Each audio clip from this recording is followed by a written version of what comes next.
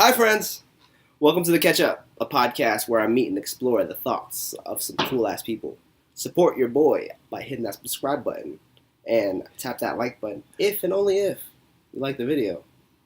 Let's get right to it. Sumo! One Sumo! Let's go! Welcome back to The Catch Up with Bryan, Sumo, Sumardi, where I feed my curiosity by meeting some cool-ass people. And today's guest is Jesse Konig. Hey, one of the co-founders of Swizzler. This is just Swizzler? Yep, Swizzler. Swizzler hot dogs? No? Yep. Swizzler foods? Swizzler, you find us on Instagram, Twitter, and on the interwebs at Swizzler Foods or SwizzlerFoods.com, depending on how you're looking. Okay. And I found, I just want to say our background, how we just met. Randomly going to Earth Treks, a rock climbing place, on my motorcycle, seeing just a big crowd. You happen to be, Abdallah comes out of nowhere. It's like, Bryan? I was like, oh, hey, what's up? And, like, I kind of just pass it by. You gotta tell the folks at home who Abdallah is. Abdallah is old family, or not family friend, but old friend from high school. And we really just kind of we just always vibe. Yeah. That thing. And because he's 2 years older than me? I think, yeah, he might be a year older than me or 2 years older than me as well. So we're probably right in the same age. But he's probably the most personable person, best vibes I've ever met in my entire life. He gets along with everybody. Yeah. He's asking about, he meets someone for the first time, he's asking about their family, how they're doing. He just gets people. Okay. Doesn't matter who they are. Yeah, I remember that from high school. I think that's probably why we vibe. Most people, I think, I don't know, I've just been that way too. Or I was more, I could say, always on a goal. My mind was always trying to do something. Mm-hmm. So whether it was football, whether it was getting a car, whether it was getting a job, or just trying to do something, doing whatever my mind had my set goal to. Whatever my curiosity was, that's where I went. But let's get back to you. So how old are you? I am just turned 27 last month. You're just turning 27. So you're a year older than me. Okay. And then Abdallah was the one who told me that you started the company out of Wake Forest. Yeah, Wake Forest University down in Winston-Salem, North Carolina. Gotcha. And then we were talking about your background of you're from Jersey. Yep. Where from again? Freehold, New Jersey. Freehold, New Jersey. And what I normally want to get to is, like, did you always already have this kind of mindset too of, like, having a big dream of Swizzlers? Honestly, probably no. No. As far as, it's sort of something that just happened and sort of developed over time when we were in college, actually. As far as growing up, I think I was always someone who was trying to figure out, like, what exactly I wanted to do. But always, As a career?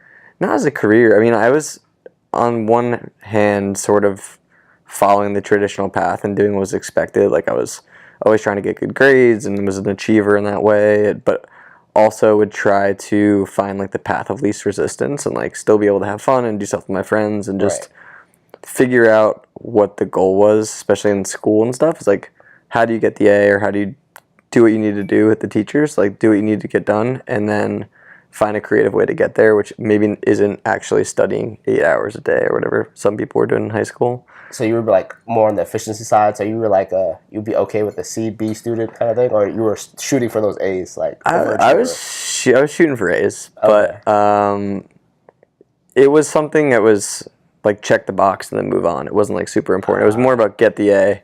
And as far as, like, the retaining and the learning part of it, I sort of lost that for a while in high school. I was a big reader and stuff growing up. Really? And then in high school, it sort of, like, fell off a little bit, and I was applying to schools, trying to do the whole business thing just because it seemed like a good idea, kind of like the route that made sense of, like, you know, lawyer, doctor, business, something in that range that sort of... As a major?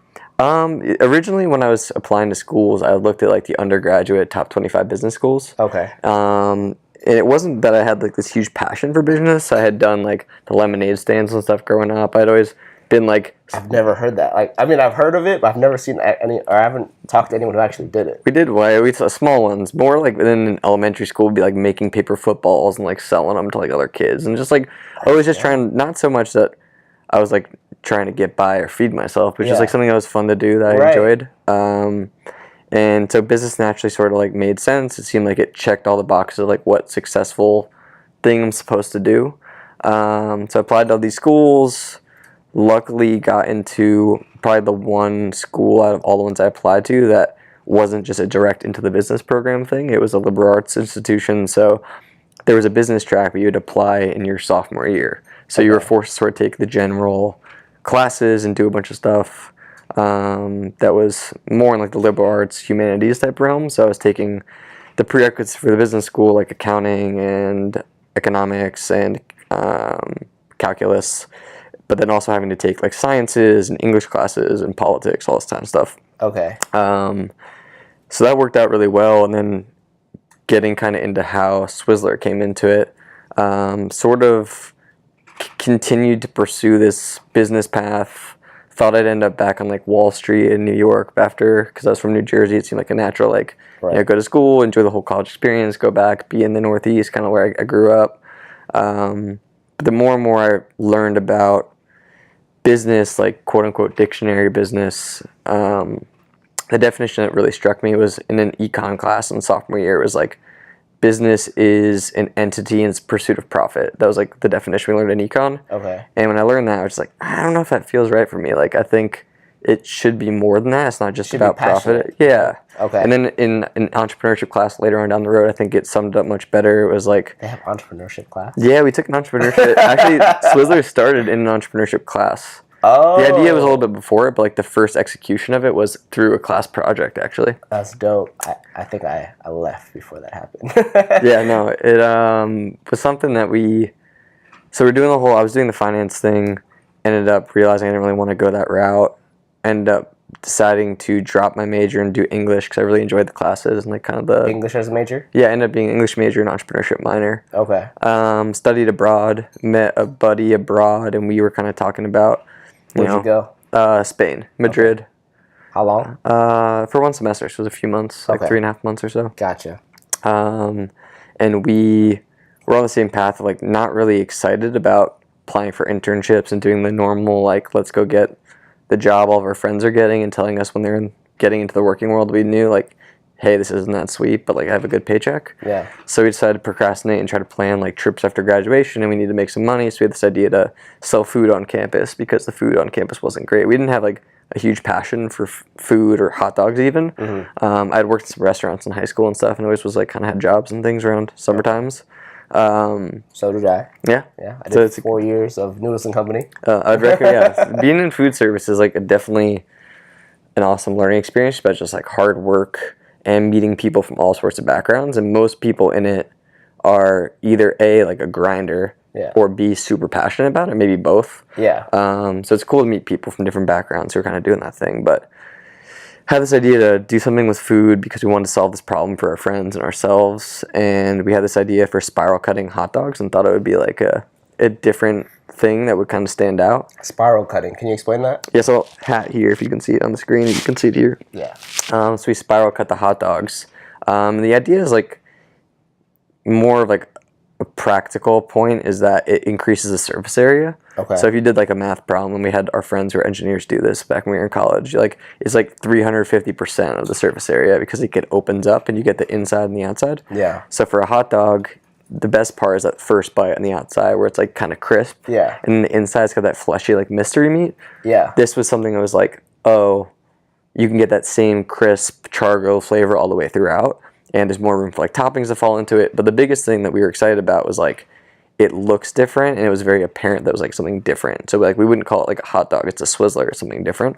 Okay, that makes sense. Makes more sense, yeah. So the original idea was like we didn't want to be just another hot dog company. We wanted to like do something different and like kind of change the way people think about hot dogs. Okay. And how'd you get the idea of the spiral cutter. Actually, my buddy Jack had the idea. He said he dreamed it up one night. I don't know exactly where it came from, but we tested it out. Other co-founders, Ben, right? Ben and Jack. There was 3 of us when we first started out. Now the day to day is just 2 of us. Okay. But when we originally were taste testing and stuff and trying it out, we were just like, oh wow, like it looks different. It sizzles. It kind of opens up. Sort of looks like the Twizzler, and like Swizzler just sort of happened the name. Okay. And then from there, we just got back to the U.S. from being abroad. We were starting to put down some plans. I had this entrepreneurship class. I had a class challenge at the end of the semester. So Ben and Jack were basically just random classmates that you met abroad. Jack was my friend. I had mutual friends with before we went abroad. We met abroad and kind of hung out there and sort of like talked about this idea. Ben was my good friend from freshman year. We were roommates our sophomore year, like probably one of my best friends in school. Okay. I knew he was already interested in food. Like, guy loves to eat, loves to cook. Yeah, definitely a foodie. Into like kind of fitness and nutrition, and was doing business and marketing already. Yeah. So when we were first having this idea, like, yo, we're gonna do this thing for when we get back to school. We're gonna sell food. It's gonna be awesome. He naturally was like, yo, we gotta bring Ben in. Like, he's gonna be the perfect fit to help us figure this out. Yeah. So he actually visited us when we were abroad in like Thanksgiving break or something. So he was like there like when we were trying it out, first talking through all this stuff. So we all were energized, like shooting messages back over like winter break and all this stuff. We get back for the spring semester, have this entrepreneurship class. It has a capstone project for the end of the semester, which is like most of your grade, if I remember correctly. And it was launching a business venture on campus. There were like some rules or stipulations, like had to be on campus, has to be 3 days, and your budget is $100. 3 days to make a business and execute, or 3 days you launch the business and you have 3 days to operate, and you have to report back. And like if you lose your $100, that's fine. You're not going to fail the class. It's just you have to like talk about your findings, like your analysis of what happened. If it does well, same thing. So you started this with only $100 or $300 for the 3 of It was us? actually it ended up being $200. We sort of took some liberties around the $100 thing. So what we ended up doing was I was in a class, got into a group where people I was friends with in class, and it's like, hey, I know that in these kinds of classes, like everyone's trying to look for like a good idea, something that'll work. Like me and 2 of my friends, like we already have this idea for this hot dog thing. Yeah. Like it'd be awesome on campus. Like if you guys want, my 2 friends, we'll throw in another $100. We'll have $200 together. Right. They'll help us out. We'll have more bodies, more hands. Right. And like all together, we can work on this together, and like it'll be easier for everybody. It'll be great. It's gonna be fun. I assume those are the engineers. No, it actually wasn't. It was just like some folks in our class, and all really great people, all really excited about the idea. We ended up, Ben, Jack, and I sort of took care of like getting the food figured out and like doing all that because we'd been working on this stuff and testing it out, testing out recipes. How did you guys source that? Sam's Club when we first started. Just Sam's Club. Yeah, this was like minimum viable product. If you look like lean startup model and stuff, like we were just like, let's try out this hot dog idea. We've been testing some recipes. We had this Swizzler sauce. It was like a creamy, tangy, spicy version of ketchup. We still use like a pretty much the same thing today. Yeah. When we first served on campus, we were doing Sam's Club, Ballpark Franks, Sam's Club buns, Swizzler sauce, cheddar cheese, and bacon. We had gotten grills from our friends' houses. We had put on pickup trucks and brought to campus. We had found a tent from someone we borrowed. It was really scrappy, thrown together. We learned about campus dining and all this stuff, and like basically set up right on the lower quad area, right by the other campus dining options. Okay. We weren't really allowed to do that, but we ended up getting a pass because it was a school thing. Right. Even though we had the 3 days on campus, we actually signed up for a 4th shift at a local bar doing like a late night thing on a Thursday night. Okay. And like so I think it was Tuesday, Wednesday, Thursday, and we did Thursday night. And we didn't count it for the class, but excuse me, we just wanted to try it out and see what would happen because we were trying to test this idea. That with the bar? We met the dude who owns the bar and just got set up with it. So it was like more like a law of attraction type of thing, or do you think like you normally visited that bar? And it was like the bar everyone went to. The college bar. Yeah, like Winston-Salem is not like a college town necessarily. There's like a downtown area and there's people in the area and there's some cool stuff and food and all of that, but there's basically like one bar that the school would go to, and that we had met the bartender at some point and talked to him and talked to the owner, and we're just telling him we're trying to do this fun thing. He's like, yeah, sure, come on. So we did that too. Got some other friends to help us do that, and by the time it was all said and done, we ended up setting the class record for like most revenue or most profit. I forget what it was. present to the class, everyone's excited, but like more so than that, we had a ton of people just coming up to us. I want to just really harp on that real quick, that you just ask. That's my big thing. Yeah. Like me personally, when I do personal training with my clients, I have a tendency to work with anxious and depressed clients who are in office jobs, and I think because of the office job, it like exacerbates their anxiety / depression. Yeah. And the thing that I notice is that they have a hard time asking for the things they want.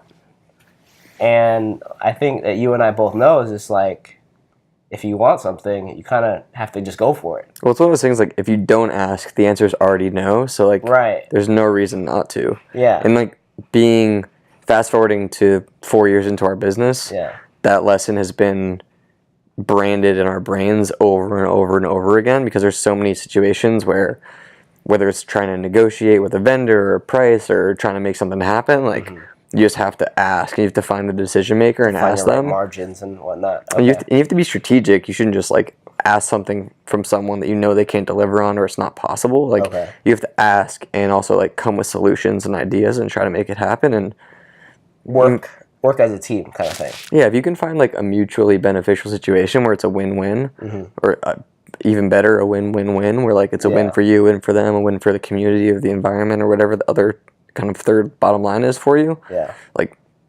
most people are here to do something, it's good for them, but they want to help other people too. Like people are, in my belief system is like people are naturally generous. Yeah. You just have to like put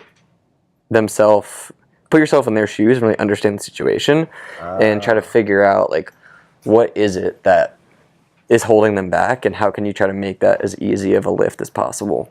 This makes me very, very fascinated right now to think of. It sounds like you were just very future oriented growing up, and you knew what you like generally wanted, but then you needed to like nitpick and kind of just define and refine what you actually wanted to do until you found something you actually love. Because I think you always love the business aspect, like you said, but then once you learn the definition that it's just a pursuit of profit is kind of well, I think in that same class, I think it might have even been the first day of that class, we in the entrepreneurship one, we got a different definition. This one, it clicked for me. I was like, wow, this makes a lot more sense. It was the pursuit of an opportunity without regard to the resources currently in your control. Okay. So it's like basically it's like having an insight, seeing an opportunity and going for it, regardless if you can figure it out right now or not. Like, and over time, hearing more people's stories, listening to podcasts, reading books, like the entrepreneurial mindset, it's not about being an expert at everything. It's almost the opposite. It's like you find the people that are good at the things that can help you figure it out. And like going back to what you were saying, like it's about asking people for help most of the time.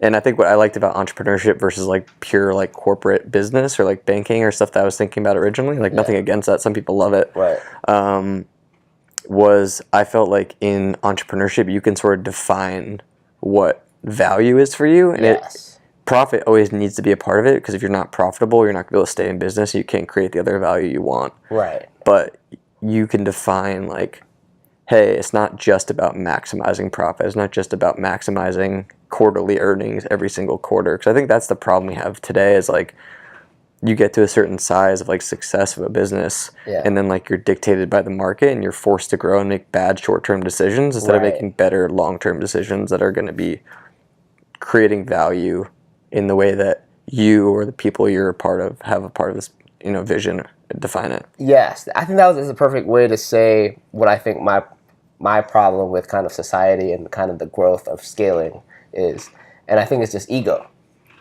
And like I feel like the reason why most people, even if they get into business and this type of entrepreneurship, they do it for something they love initially, or even the people who do it for the money initially, but then if they don't realize they don't have a bigger goal of helping other people, they just do it to scale, and then they just never achieve happiness type of thing.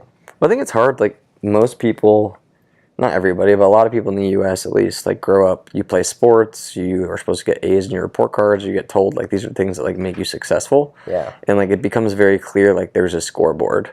And Yeah. I think when you get out of having team sports and all this stuff and competition, like business or how much money you make in your paycheck or how well your business is doing in a profit and revenue and all that stuff, that becomes like a new scoreboard. And because it's familiar for people, Right. they just compete. They feel like they need to, Yeah. rather than actually thinking about like why, like what am I doing? Why is it important? Did you play any sports growing up? Yeah, I played soccer my whole life, Soccer your whole life? and I dabbled in almost every other sport, like, Okay. and wasn't great at it. I was always like above average, and I was like a cerebral player, and like usually understood the game enough, so where I lacked a certain amount of hand-eye coordination or athleticism, could like do enough to like make it be okay and not like Yeah. cause problems on the team. Right. But soccer is like my sport. I played growing up and played in college. I did like club sports at college, so it wasn't crazy competitive, but it was still exciting. Okay. This is what I was trying to get at earlier too, and it's if you could give me a summary of you, Jack, and Ben, like, was someone like the jock? Was he like kind of like the athlete, or was someone like the book nerd? Was someone like the scientist that does like a lot of research and just always into research type of thing? I don't think so. I mean, I think Everyone's well rounded. we're all, I mean, people have different strengths and different interests, but at the Right. end of the day, we're pretty similar in that we had like a shared vision and a shared background of like, this is like, there's something missing in food, and it has an element of like fun. And I think the one thing that we all share the most in common is that we were super naive about what food service is actually all about. I see. And I think the naivete actually helped us because we didn't think about it with all this baggage that like someone from McDonald's or like executives from other places would. You guys were optimistic. We were optimistic, and we thought about it as a customer, and we thought like, how do we create the best experience for people that are coming to us? Okay. And from there, we were able to take that and figure out how to make the numbers work for better and worse. Okay. Like, we definitely made some mistakes as we were getting started and Yeah. did some things that didn't make the most financial sense, but over time we were Trial able and error, to, you had to. yeah, you don't have the greatest margins or whatever these little things are. Like, we survived, we made it through, we made people happy as best we could, and we were able to kind of grow this following, and people were like, you don't have to have everything figured out when you first start. Right. If you care enough about it and you're there every day, like, people can feel the passion, they can feel the story, they can learn about the values even without them being on paper. Yeah. Over time, like, you need to be able to scale those things if you're going to grow the business. So like, employees or people that hear about you, they can tell your story and kind of hit on those things that are important to you. But Yeah. at the start, it's just like about being there and figuring it out. And I think all three of us, for the first couple years of our business, like, we were grinding it out every single day, and we were there. So we were just learning so much from our customers, learning so much about the business every day. Okay. But if you could humor me for a second, like, what do you appreciate from Jack and Ben that, like, I don't want to say like that you're weaker at, but what they help that benefits you like greatly in terms of the business? Like, this is to me, this is a really big ego question, because I honestly, like, learning my background in the military and the Marines, like, Yeah. I had to do this as well. And it was never a question that was posed towards me, but I had to realize that I'm not good at everything, but I excel in certain parts.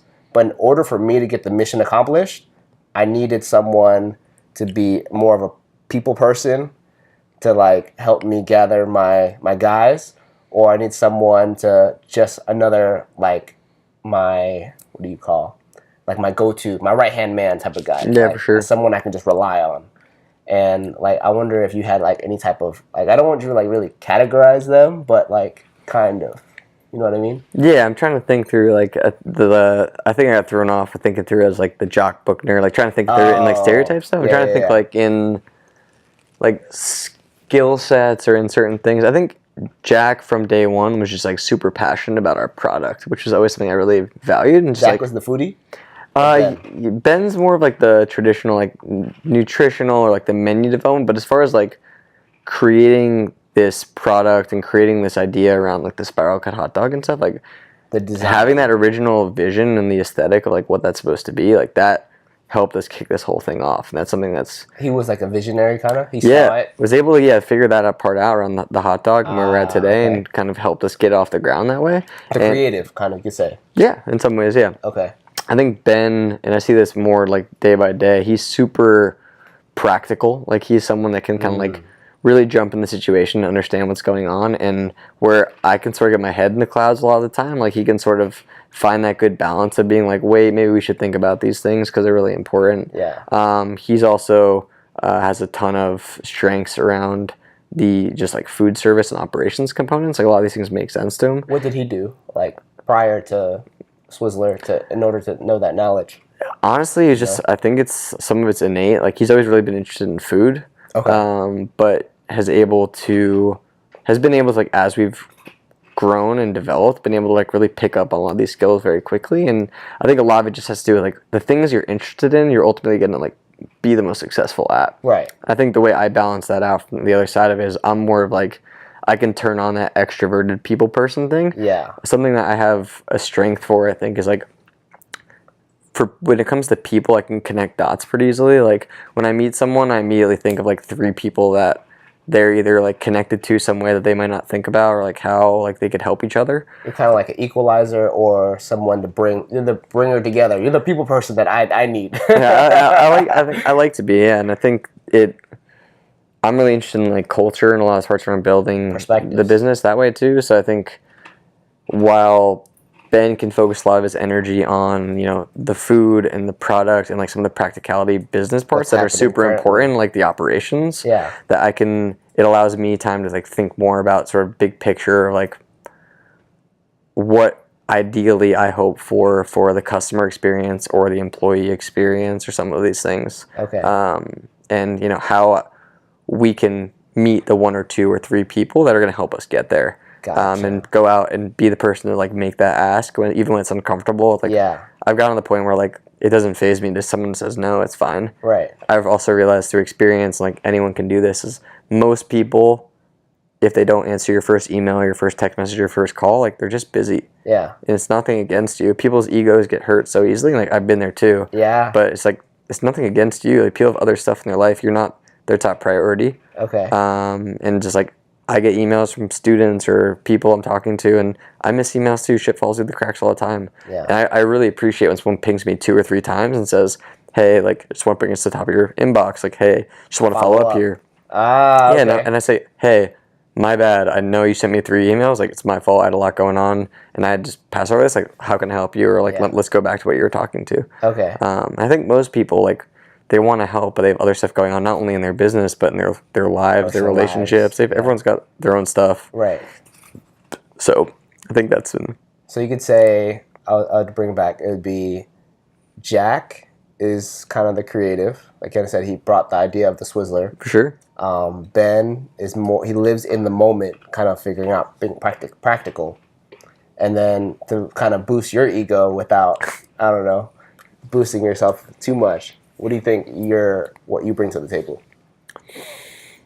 All right, I mean, you kind of brought it up with the perspectives and bringing everyone together, but I think if I had to pick like a one-word thing like that, probably like the connector. Like I think I try to tie the threads together and make it all make sense. Like comes back to an interest in things like storytelling or like English or whatever. It's like I try to like find themes and bring them all together. So whether it's in trying to bring these things like in the business and figure out how things like core values tie in, like those are things I'm thinking about in my spare time. It doesn't feel like work. It's just stuff I'm interested in. Yeah. And it's not perfect in our business by any means, but it's something that I think is important and has been important since really early on, where a lot of businesses either never do it or they do it 10 years into the business. We're already 4 years in, but in a lot of ways we're still super kind of young and just getting started. So it's nice to have that thing in the back of our mind of figuring how do you create these rules or these like directives that when you're not there, people can think about and understand what's important to the company, what's important in my day-to-day, and what's important in my job. Creating a system and kind of automating it, kind of.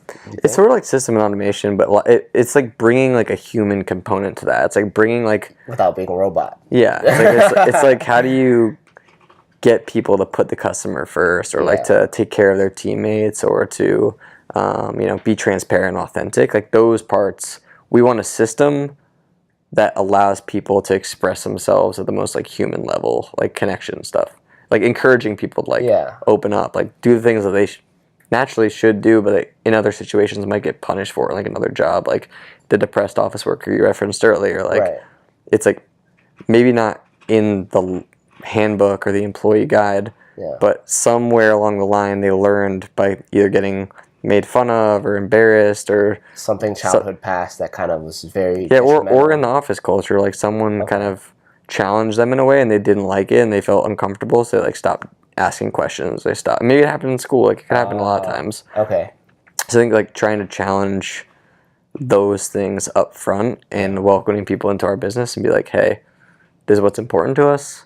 You know, it's maybe a little bit different than what you've thought about, but like we're, you know, having fun is important to what we're doing. Having an impact is important to what we do. But can we dig deeper into that? Sure. Like, what is your system for that now? Like, what do you tell your employees to get the most out of your customers? Like, to relate. I know Abdallah is amazing at it, but I think that's him naturally. Well, I think right now we honestly lean more towards trying to find people that are natural fits. So it's hiring. Like, yeah, it's hiring is really important. I think because we're so small, we've taken it really, really seriously, because when you're 1/5 of your staff isn't great, it's a big problem. Or if it's 1/100th, it's not as big of a deal. Like the other people can make up for it. Yeah.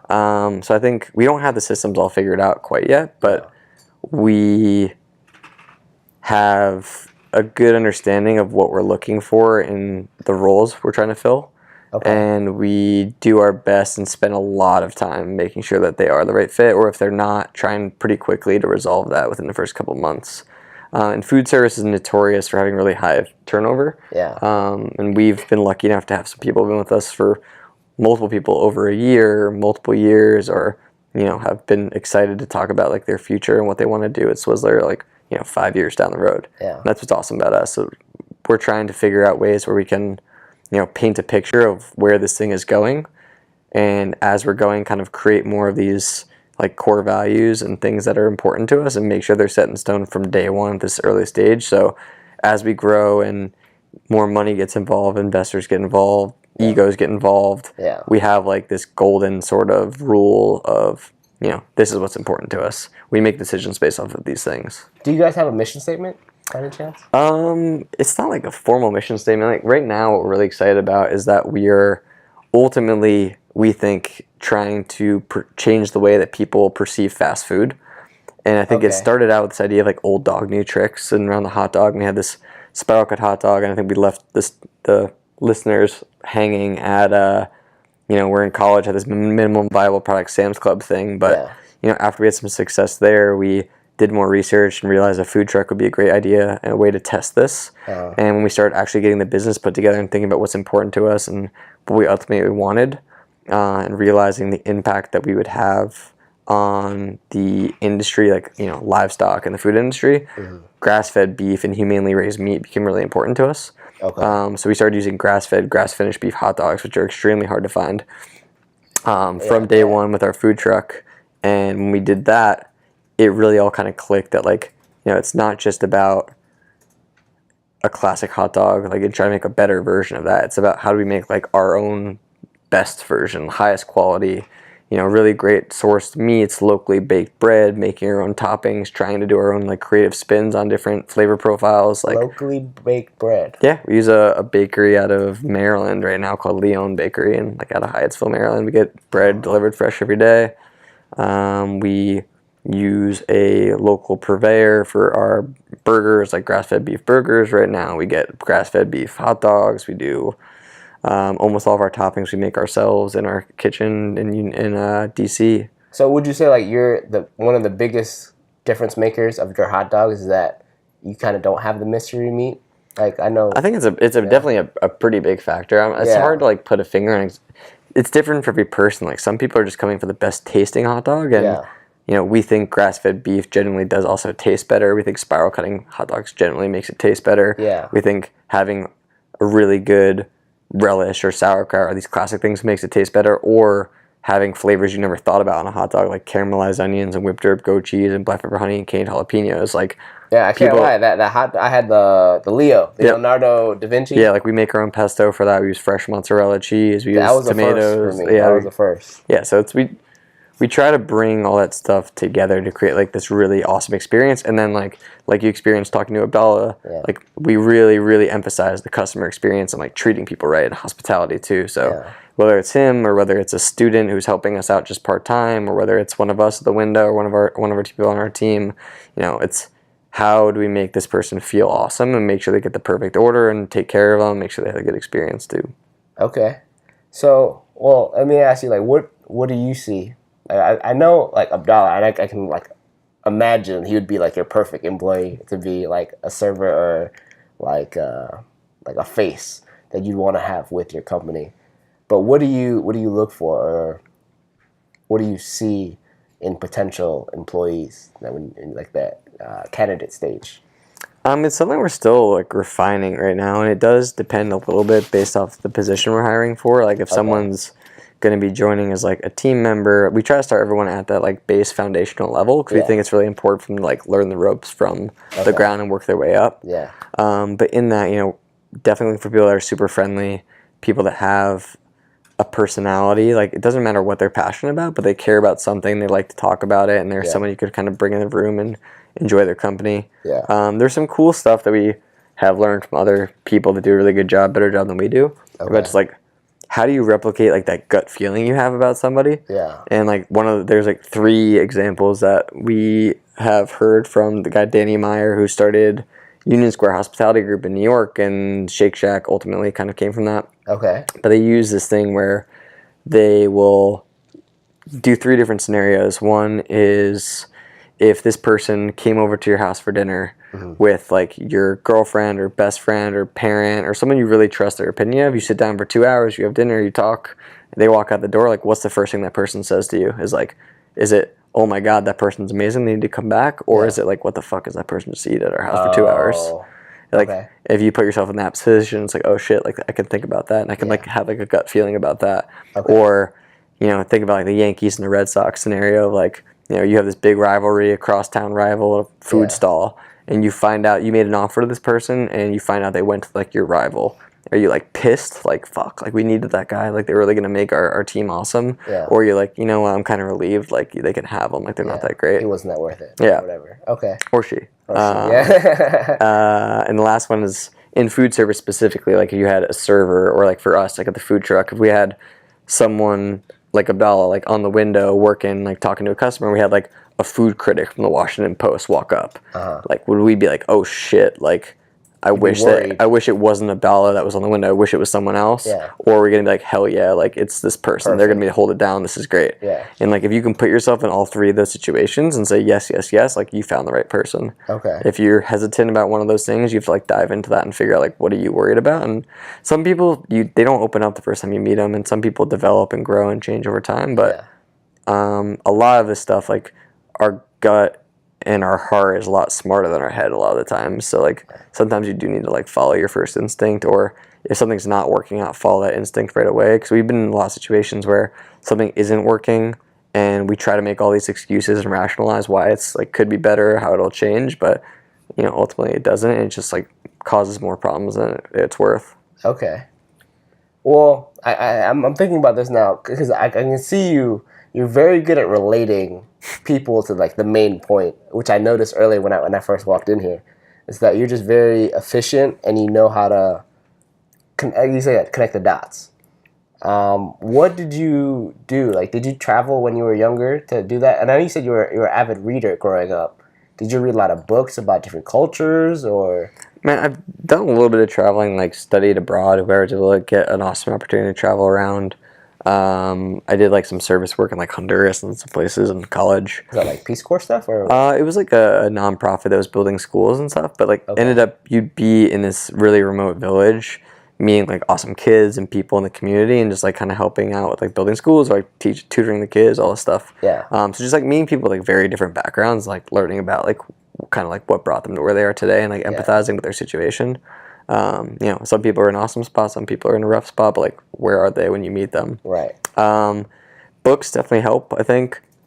Like I think what's important about books and fiction and stuff is like you have an opportunity to like literally jump out of your body into someone else's shoes. So I think that helps sometimes, like for people. I listen to a ton of podcasts. which is a lot of times hearing about people's perspectives. But I don't know. It's not. I don't think it's any one thing. I think it's just trying to. Were you listening to podcasts back in college or before college as well? So that's what I'm trying to think at, because it seems like you were really gifted at understanding people's perspectives naturally rather than, I don't know. Like me growing up, I grew up in the down county of Maryland, in Montgomery County. And majority of people that I've met were very high ego, and they were really reluctant to ask for help for anything. They were like, I'm by myself, I have to do it, I have to hustle, I have to do whatever. But it just seemed like to you, like it was just natural, like, oh, I'm not good at this, but you are. Can you help me? I mean, I think if anything, any sort of natural part of it comes, it was just that I was always really, really curious. Like from like first grade till like I would be the person who would raise my hand enough times for like, the teacher would just be annoyed. And like that never stopped really at any point. Like high school, college, especially when I started learning more about stuff I was interested in. Like I want to know the answer. I want to dig deeper into it and learn more about it. So I think being curious about a subject or an idea or another person, you know, that's how you get out of your own head and get out of your own ego and get out of your own way in a lot of ways. And I think that's just, I don't know, I guess I don't know where that came from. Just being curious, asking a lot of questions. Natural, and you were curious. Yeah, I'd say definitely curious. And not usually trying to like challenge or question the first answer, and like trying to have an understanding that felt right. That's a big key. I think even to me right now, I'm a lot more intuitive, where if it sounds right, I believe it, but in the moment I wouldn't challenge it, but I would go home immediately and get on my laptop and be like, well, let me get some research, let me back it up before I just like make a fool of myself. And that's me, but I like that you. I think it's also that I early on with being super curious, I think, or I don't know what experiences led to this, but in situations like that, I usually am not worried about being wrong in that situation. Like, you can always change your mind about something. But like challenging an idea or asking a question. Or like, I guess nowadays, pull out your phone right in front of someone, be like, let me check this now, and then see. Like, rather than being like, oh yeah, that's right, and then going home and thinking about it and like being like, oh shit, that wasn't right. Like, I wish I had the opportunity to ask that person the question now. Just like be in the moment, ask that question, just not be. What's the worst thing that could happen if you ask a question like that? That's dope. I think for me, I've learned to not ask questions because of the military, because of my background. If I was standing next to an officer, because I was on the enlisted side, if I was standing, or normally at the end of every day, the officer comes out, talks to the entire battalion, platoon, company, and he would say his like peace words. He wasn't out there with us. He wasn't like dealing with the stuff we were dealing with. So when he says, any questions for me, even though we may want to correct him, we don't. And that's just because we want to save face on ourselves as well as him. Because he, as our leader, is like kind of low key. Like, you have to respect him, and we want to make him look the best, kind of thing. You know what I mean? So that, I think that was just the way, because I had to like really dig deep and to figure out why I'm so conditioned to not ask questions immediately. And I think it's that saving face. Well, I think a lot of it is if you can find a way to make the question not be hurting someone's ego or accusing them of something. If you make it genuinely about, I'm curious about this idea and I'm trying to learn more about this idea and take the people out of it, that at that point you're not challenging the person as much, you're challenging more of like what was said. So it opens up the dialogue a little bit more. And I think also a perspective I have probably more now than I did in the past, but in college a little bit of it too, is that, you know, we're not that different from anyone. Like Bill Gates, Warren Buffett, Barack Obama, Michelle Obama, anyone you meet on the street. Like, we work at a kitchen right next to a homeless shelter. Like, the guys that we talk to on the street or meet over there, like, anyone could be in any situation. Like, people have different starts and different ends, but everyone's sort of in the same place, and Yeah. sometimes people get put on a pedestal or like above or below other people, or look at people as above or below them. But Yeah. at the end of the day, everyone's the same. So I Right. think like not being afraid, like I think everyone should be treated with the same respect. Yes. Whether they're someone who's having a rough time or someone who's in like the pinnacle of success. Yeah. At least whoever anyone's looking at it. And if you respect someone and you don't accuse people or attack people, then you can open up a dialogue about anything you want and ask those questions that are just like interesting. And some people will shut you down, but again, it's like sometimes it's not you. Sometimes if someone snaps at you, like they just like didn't have anything to eat and they're in like a bad mood. And like, Hangry. Yeah, hangry is a real thing, and we've all been there too. So it's just like just gotta like take it for what it is. And if doesn't work out, it doesn't work out, and there's always the next person. There's a lot of people in this world to talk to. Yeah, and I think that like what you just said too, in terms of like not worrying and figuring out a finesse way to ask your question. I know me personally that I'm very blunt when it comes to questioning. So sometimes I don't realize it until afterwards when, like, if it's a group of three, and I say something really blunt, maybe negative or like really critical to the other person, my other friend would tell me like, why did you gotta be so like such an ass? And I'm like, I was curious. I think he's wrong, but I was very, what's the word? Just like I know I'm right type of thing. Like I was just really stubborn, or I was just like kind of arrogant in a way. Because, like, there's no way in the fact that whatever he said was fact. Like, he's just talking out of his ass. And I had to call him out for it, like, call him the BS. But I'm thinking, the question I have for you, too, is, like, you said you were into fiction. I have a hard time reading fiction. Yeah, a lot of people do. It's not, you're not alone in that. Because, like, is it because you can read instant perspectives and you can really dig in deep with the characters of the story? Honestly, I'm not sure. Like, I don't read as much fiction nowadays than I would probably like to, or could or should or whatever. But when if you find like a really like, I think fiction gets a bad rap because at some point everybody who went through schooling in the U.S. got forced to read a book they didn't want to read, and they're like, "This fucking sucks." Yeah. Whether it was like Huck Finn at like you're in 4th grade or Tom Sawyer. whatever it is. And, like maybe that book now is completely different than when you were forced to read it, and like you might love it. Like Fahrenheit 451, some people like hated it, and like read it again later. Maybe you'll get more out of it. Gatsby. As soon as Leonardo DiCaprio made a movie, I love that book. I remember that in high school. Exactly. Yeah. So I think that is something that like it gets a bad rap because people lump it all together, but there's so many different types of fiction, and like for some people it might be like a mystery or like a thriller. Some people might be this like more like literary like classic. Yeah. I think I've always had like an appreciation for writing, and I also like more of like the science fiction, like Game of Thrones type stuff too. I think there's like an element of, I forget what it's called, I should know this. Escapism. That's what I think. Escapism, but I was thinking that there's like suspension of disbelief, I think it's called. Okay. And the idea is like, it's like when you're watching a TV show, and like the same thing for TV and books. It's like, or a movie, something might seem sort of ridiculous. Yeah. But like you're supposed to automatically assume that it's right, and you just go with it. Right. It's like when you're in a dream, like if something ridiculous is happening, like you're walking around in your underwear, like it's not abnormal. Yeah. Like it just seems normal, or I mean it's not a bad example because it's a nightmare for people.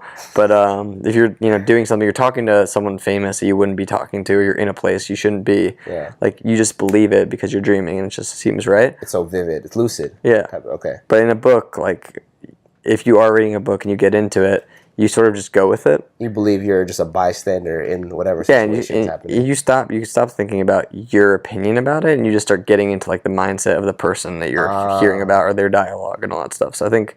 So you must be really good at telling stories then. Nah, I don't know about that. But I'm good at reading stories. Okay.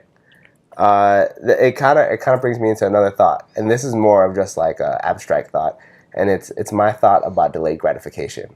And I feel like a lot of people don't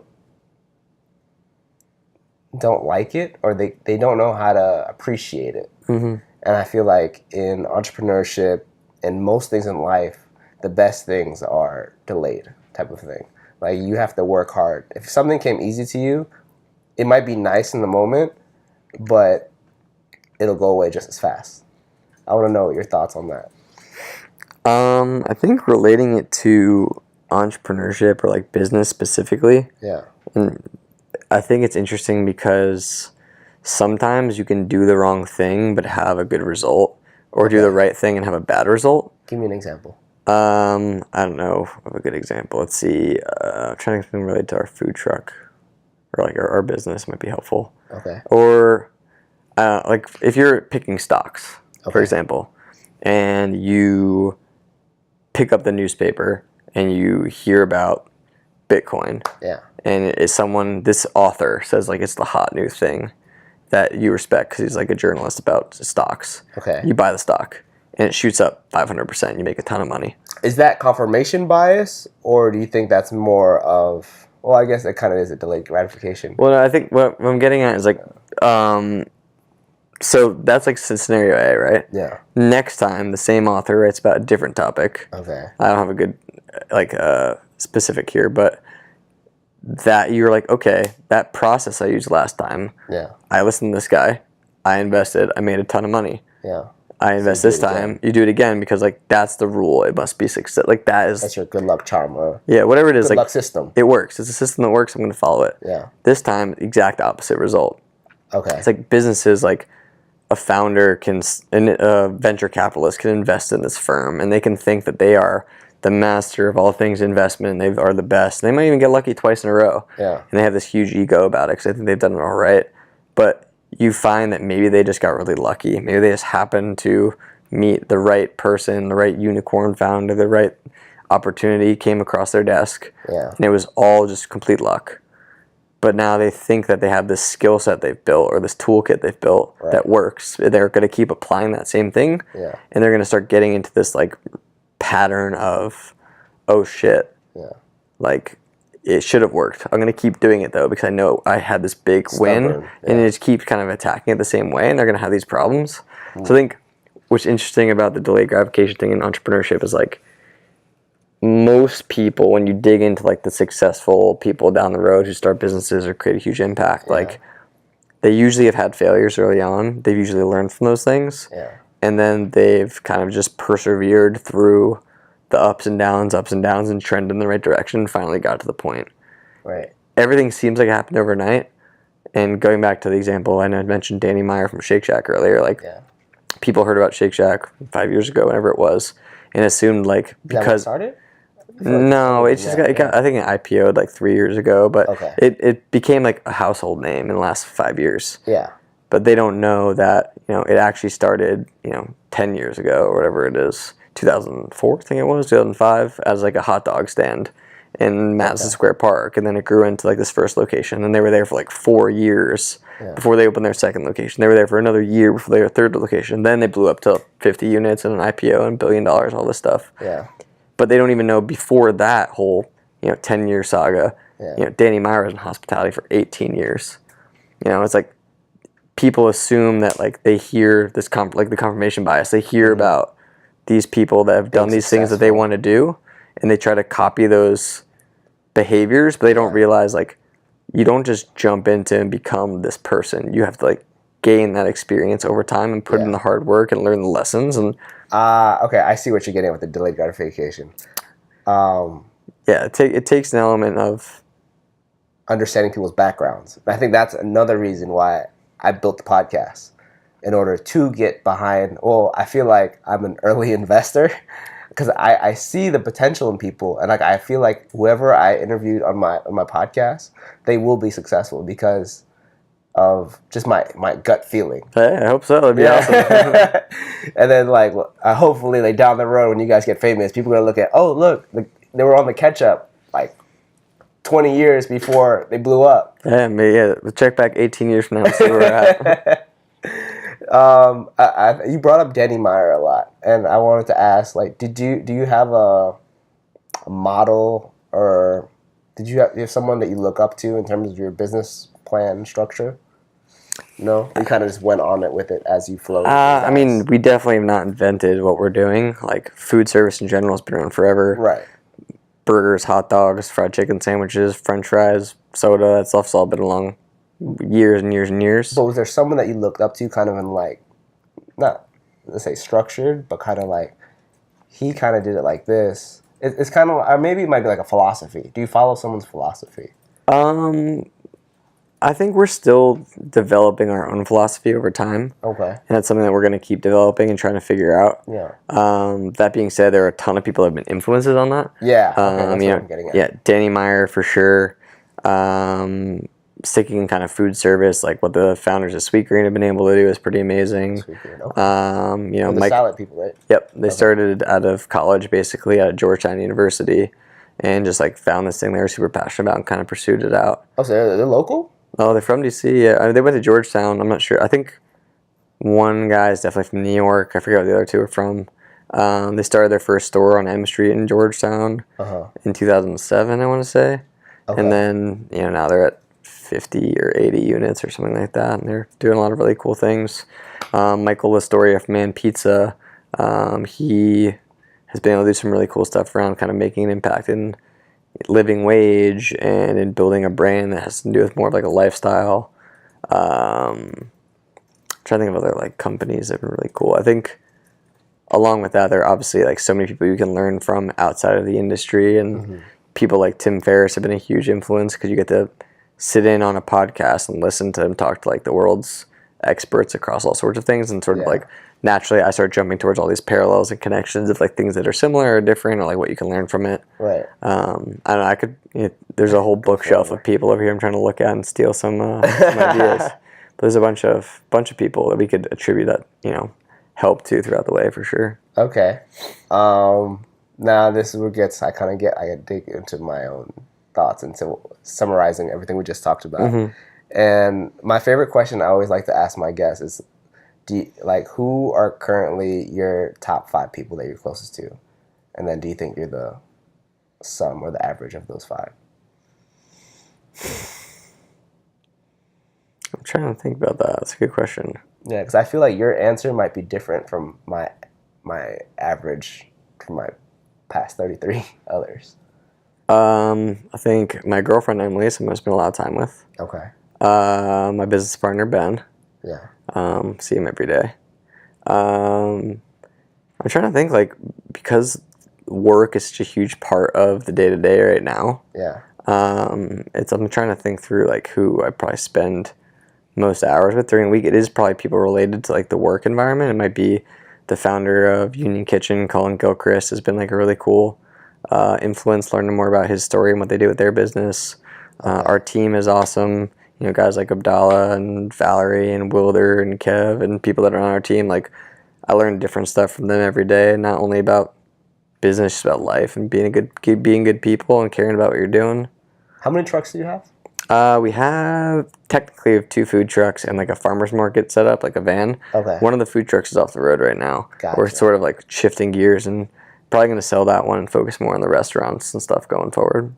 Restaurants. So you have a brick and mortar? Not yet. We have a lease signed. We are planning on opening our first one early 2019 at this point. Okay. And where location?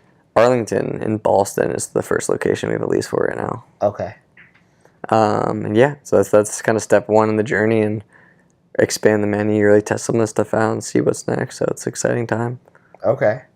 I kind of just want to dig a little bit deeper into that 5, because I feel like you learn a lot yourself, and I learned as well.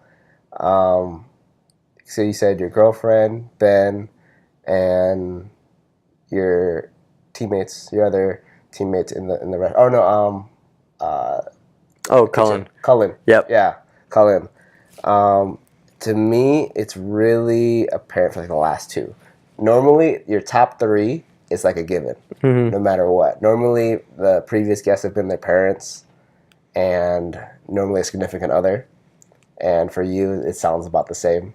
But then the last 2 has always been the hardest. Yeah, it's tough. I mean, I think for me, it's hard for me to think of people I'm physically spending a lot of time with, because it's so concentrated in that first couple, and then work and business and stuff, and people on our team and all that. Right. I think where I supplement that is trying to surround myself with people's ideas, or people through outlets like podcasts or books, or reading and keeping up with things like that. So I try to find people that can be like-minded, who can't be physically virtual mentors and something. I think we live in such a cool time where you can listening on people's conversations, not in a creepy way, in a good way. Yeah. I'm the same way.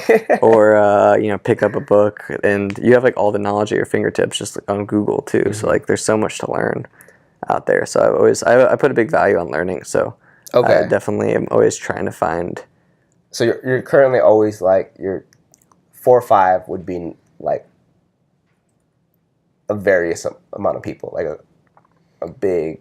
Yeah, it's at that point when I get to like 4 and 5, it's more of finding the curators and people I trust to bring knowledge like into my circle. Could you say Tim Ferriss would be 4? Because I feel like my top 5, I could say 3 to 4 are people who I don't see on a daily basis physically. Mm-hmm. And I've been getting really into Jason Calacanis,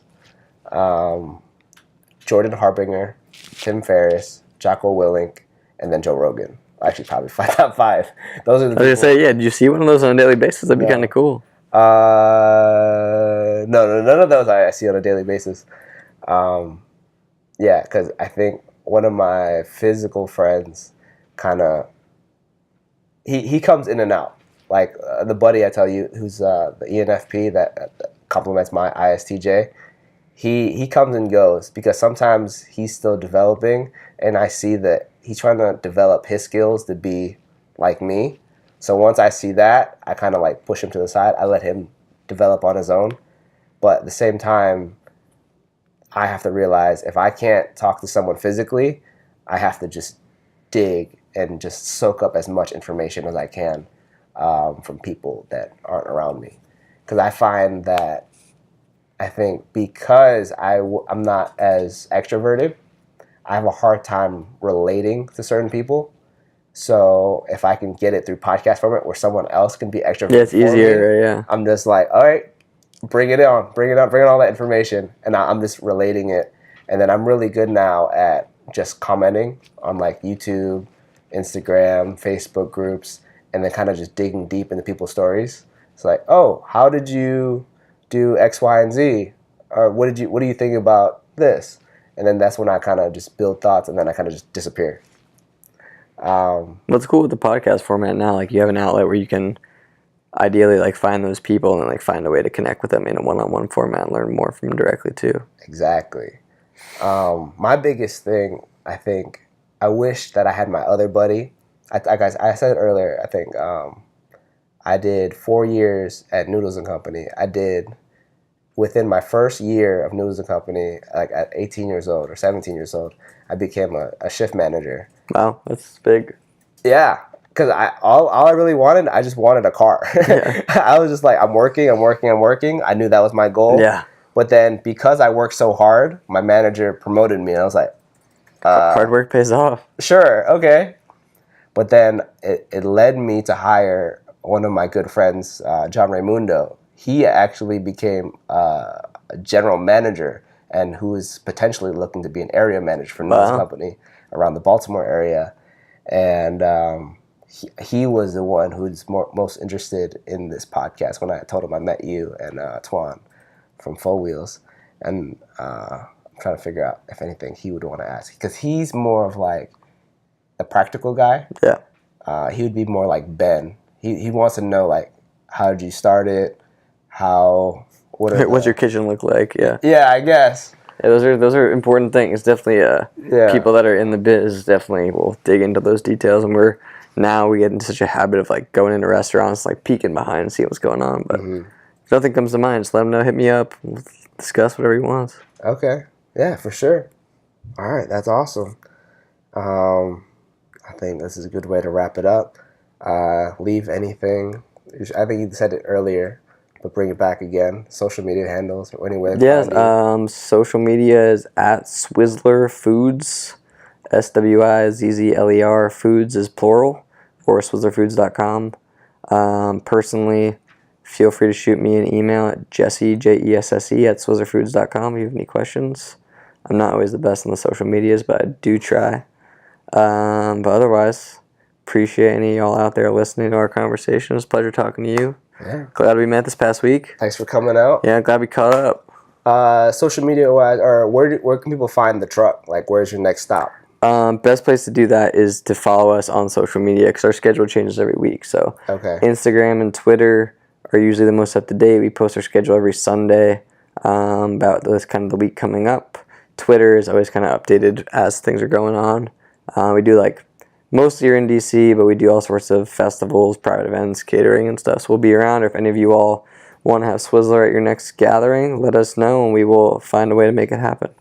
Leonardo da Vinci. That was the hot dog of the day, or special of the day. Leonardo da Vinci has been one of our most popular since day one, so it's definitely a good place to start. We got a lot of good options. Check out the website. Check out what we got going on. I'm a big fan of pesto. Yeah, and we got burgers, fried chicken sandwiches, a bunch of fun stuff coming soon. So many questions. Well, I'll save it for Next later. time. We'll Next time. Follow up. Thanks again. Appreciate your time. Of course, man. Letting me come through. Yeah, glad you came by. Until next time. Episode sponsored by Atlas and 3 Stars Brewing, DC. Oh, these are DC brand? Yeah. Oh. I like it.